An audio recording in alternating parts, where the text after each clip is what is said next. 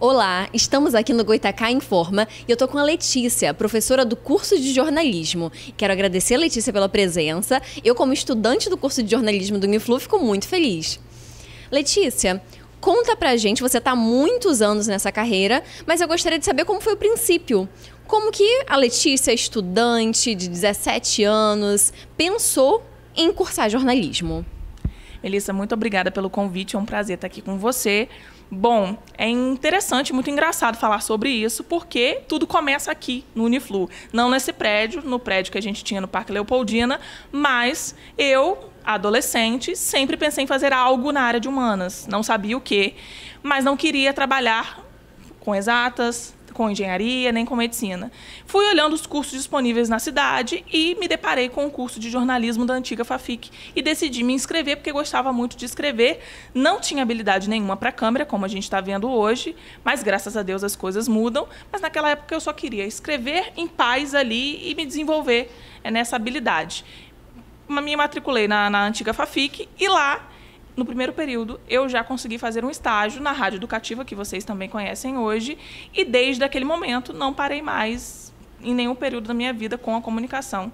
Trabalho com isso há 12 anos e é isso que eu quero fazer ainda, seja dando aula, seja no telejornalismo, seja na assessoria de imprensa, onde for. Que bacana, Letícia. Você falou que você se identificava inicialmente com a redação, mas você foi para o telejornalismo. Qual foi o ponto de virada na sua vida? Tem alguma história interessante para contar para a gente sobre em que momento você foi parar na TV? Tem. E é muito curioso porque é uma história de um par ou ímpar que eu perdi. Um belo dia, estava na redação do jornal Terceira Via, hoje J3 News, e era estagiária. E estagiário, ele aprende de tudo. Mas eu só queria aprender texto, eu só queria trabalhar na redação escondida atrás do computador. E um belo dia, a repórter que tinha na TV, que não era muito grande ainda, não tinham muitos apresentadores, ela passou mal e houve um desespero na redação de saber o que iria ser feito, né, com a falta dela, já que o entrevistado que ela conversaria estava na recepção aguardando e a gente nunca deixa o entrevistado aguardando. E aí o nosso diretor, na época, chamou todas as estagiárias, que por coincidência eram todas mulheres, e falou, olha, vocês têm que decidir porque o entrevistado está lá embaixo e a gente não pode demorar muito. Alguém vai ter que fazer essa entrevista. Só que nem eu, nem ninguém que estava ali, as minhas colegas estagiárias, tínhamos aprendido a ter essa habilidade como vocês hoje estão aprendendo no estúdio. Na nossa época, tudo era muito teórico. E eu morria de medo, morria de vergonha e estava fugindo disso. Então, o combinado era, primeiro fazer um 0 em 1 a 1, e aí foi se excluindo as pessoas, e depois sobrou eu e uma amiga minha, que é minha amiga até hoje, e a gente teve que fazer um par ou ímpar, e eu perdi esse par ou ímpar, e fui, né, descendo as escadas, me tremendo de nervoso para poder fazer a entrevista com o primeiro entrevistado, que eu nunca vou esquecer, é o Ângelo Nani, ele é um músico gaitista, e que eu não sei se ele percebeu que eu era totalmente inexperiente, que eu estava ali nervosa, mas ele me atendeu super bem, a gente conseguiu produzir o material, e depois desse dia eu nunca mais desgrudei de microfone, de câmera, nem nada disso, né? Só agora, depois de muitos anos, que eu já trabalho com outra coisa, mas aqui no Uniflu a gente também tem essa experiência de estúdio. Obrigada por compartilhar essa história, Letícia, achei divertidíssima. E o jornalismo, ele oportuniza dar visibilidade a muitas pautas. Eu queria que você contasse pra gente agora algum momento na sua carreira em que você sentiu que você estava prestando esse serviço à comunidade. Algum momento que te emocionou, que foi marcante. Rapidamente, assim, eu elenco 3 momentos, que eu acho que eu já comentei sobre eles com vocês ou em alguma turma aqui do Uniflu. É um momento que não foi nada emocionante, mas para mim foi um exercício de cidadã, foi produzir um debate, foi apresentar um debate. É muito difícil apresentar um debate porque você tem regras, você tem muitos blocos, você tem várias pessoas para mediar ao mesmo tempo.